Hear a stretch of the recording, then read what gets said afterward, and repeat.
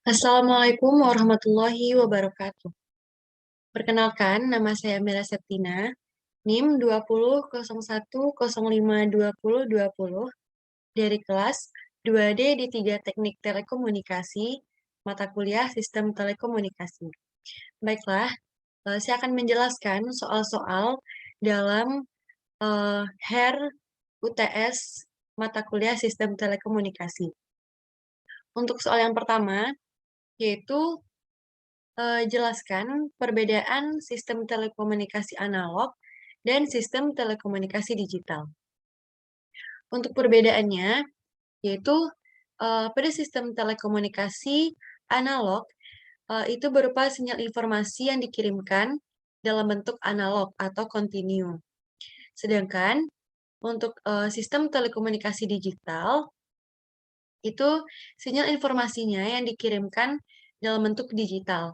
Jadi kesimpulannya, yang menjadi perbedaan mendasarnya adalah pada sinyal informasinya.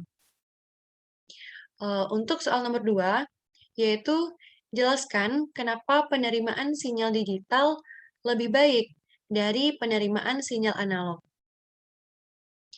Sebetulnya, kedua sinyal ini itu sama-sama terkena noise. Namun, di analog itu sendiri, sinyal yang diterima itulah yang diproses menjadi sinyal informasi, langsung diproses.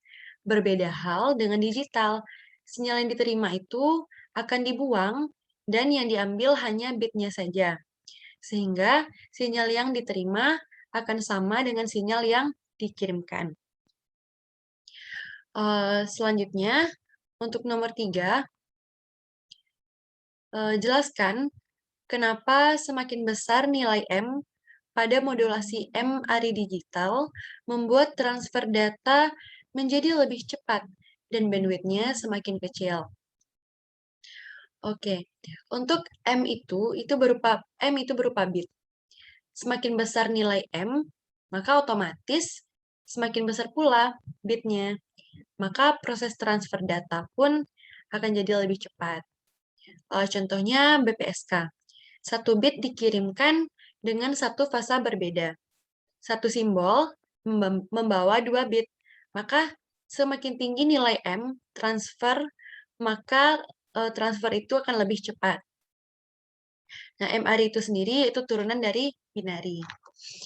Untuk bandwidth didapatkan dari perpaduan sinyal informasi dan sinyal carrier.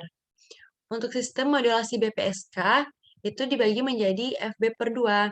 Nah, kecepatan bit di sinyal informasi setengah dari inputnya. Sehingga kita kalikan dengan sinyal carrier, maka bandwidth yang didapatkan pun menjadi setengahnya. Untuk soal nomor 4, jelaskan apa itu modulasi QPSK dan QAM. Nah, untuk modulasi QPSK itu sendiri, yaitu modulasi yang fasanya saja yang dirubah. Jadi, fasanya tersebut yang dimodulasi, sehingga konstelansinya itu ada 4. Sedangkan untuk modulasi QAM, itu modulasi yang amplitudonya itu sekaligus fasanya yang dimodulasi, sehingga konstelasi pun menjadi lebih bagus. Selanjutnya, nomor 5. Jelaskan apa itu modulasi adaptif. Untuk modulasi adaptif, yaitu kemampuan perangkat untuk merubah skema modulasinya, yaitu dari yang tinggi ke yang terendah. Itu pun tergantung dari kondisi kanalnya, redamannya, dan juga noise. Sehingga selalu diturunkan dari grade-nya yang lebih rendah. Selanjutnya, untuk yang terakhir, nomor 6, jelaskan multiplex FDM dengan modulasi digital. Pada frekuensi efisien multiplex, sync adalah teknik mengirimkan lebih dari satu informasi melalui data saluran. Nah, tujuannya itu agar untuk menghemat jumlah saluran fisik, misalnya kabel ataupun pemancarnya, dan juga penerima atau yang biasa disebut dengan transceiver. Nah, Untuk multiplexing FDM dengan cara menata tiap informasi saluran sedemikian rupa, nah jadi sehingga menempati satu alokasi frekuensi. Nah, itu dimultiplex dengan cara ASK, FSK, atau PSK.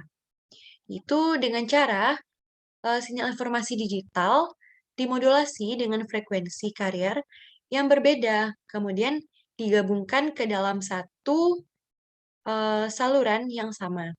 Nah, yang membedakannya itu adalah carrier-nya.